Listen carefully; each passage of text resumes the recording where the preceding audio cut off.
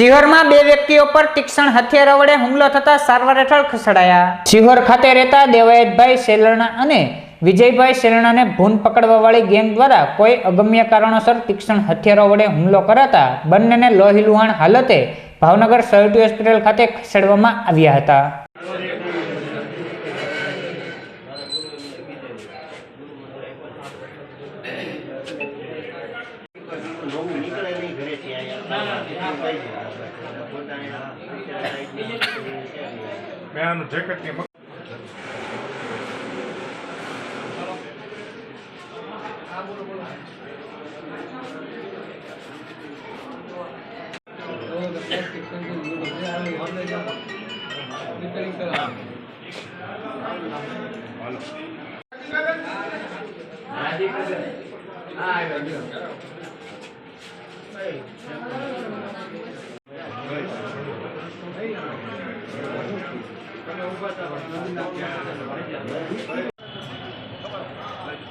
Yeah.